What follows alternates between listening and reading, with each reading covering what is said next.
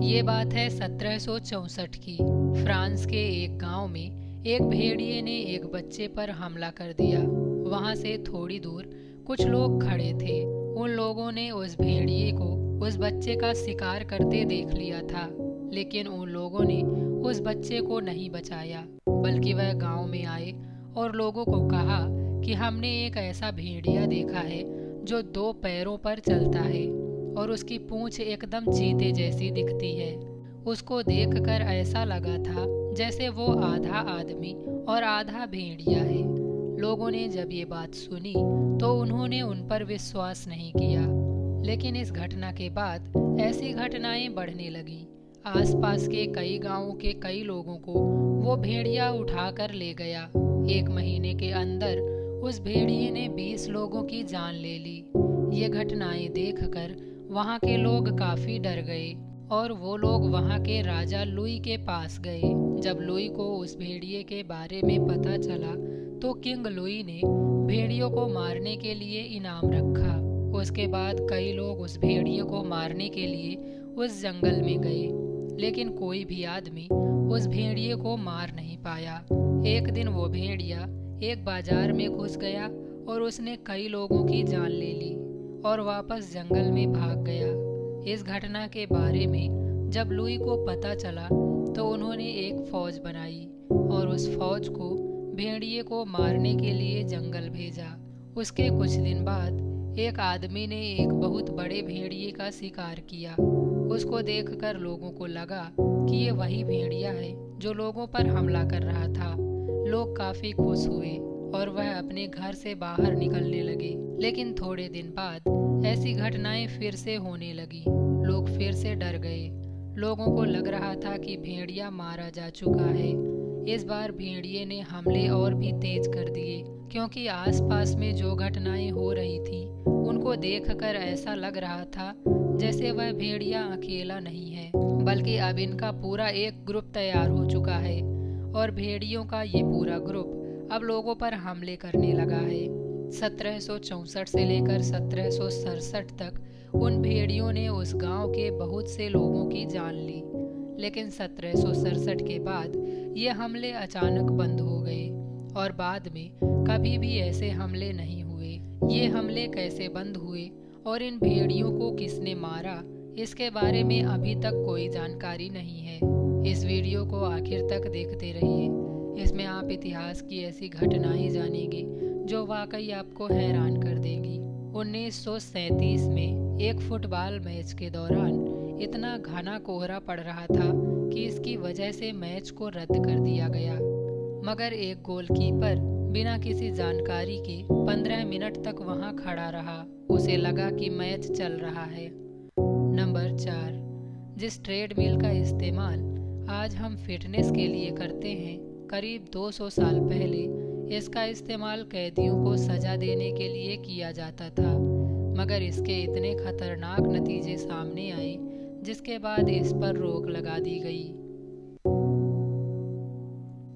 Number 5, कुत्ते पालने के शौकीन जूनागढ़ के नवाब महाबत खान ने तकरीबन 800 कुत्ते पाल रखे थे। हालांकि नवाब महाबत खान को इन सभी कुत्तों में सबसे ज्यादा लगाव एक फीमेल डॉग से था, जिसका नाम रोशना था। महाबत खान ने रोशना की शादी बहुत धूमधाम से बॉबी नाम के एक कुत्ते से कराई। इस शादी में नवाब ने आज के वैल्यू के हिसाब से करीब 2 करोड़ से भी अधिक की धनराशि खर्च की थी। रोशना को शादी के दौरान सोने के हार, ब्रेसलेट और महंगे कपड़े पहनाए गए थे।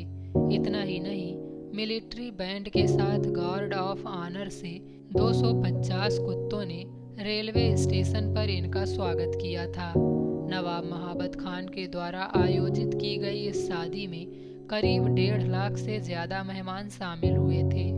नंबर 6, अमेरिका की खोज करने वाले कोलंबस को अपने मृत्यु पर्यंत ये जानकारी नहीं थी कि उन्होंने चीन की नहीं बल्कि अमेरिका की खोज की है। नंबर 7, एक नाव नदी के पास खड़ी थी तो लोग उस पार जाने के लिए उस नाव में बैठ गए। वहीं एक बच्चा स्कूल ड्रेस में खड़ा हुआ था। नाव वाले ने उससे कहा कि आज तुम्हें उस पार नहीं जाना क्या? बच्चे ने कहा, आज मेरे पास पैसे नहीं हैं। नाव वाले ने कहा, कोई बात नहीं, कल दे देना। बच्चे ने मन में सोचा, मेरी माँ मुश्किल से पैसे जुटाती है, कल पैसे नहीं दे पाया तो क्या करूँगा। ऐसा कहकर बच्चा नदी में कूद जाता है और तैरकर नदी पार कर अपने गांव पहुंच जाता है। भीगा हुआ वो घर आता है और अपनी माँ को सारी बात बताता है कि नाव वाला भी गरीब व्यक्ति था, इसलिए उसे उसकी मेहनत का पैसा दिए बिना नाव में आना मुझे सही नहीं लगा। माँ ने बेटे की ये बात सुनकर उसे गले से लगा लिया और कहा, बेटा एक दिन तू बहुत बड़ा आदमी बनेगा। और वो बच्चा कोई और नहीं बल्कि देश के प्रधानमंत्री लाल बहादुर शास्त्री जी थे, जिन्होंने केवल 18 महीनों में ही देश को प्रगति का मार्ग दिखा दिया था। नंबर 8। कहा जाता है कि 1518 में एल्सासे के स्ट्रासबर्ग में एक डांसिंग प्लेग फैला था। यह एक ऐसी बीमारी थी जिसमें लोग कई महीनों तक बिना रुके डांस करते रहते थे। इस दौरान कईयों की मौत हार्ट अटैक की वजह से हो गई थी। इस डांसिंग प्लेग के रहस्य से कभी पर्दा नहीं हट पाया।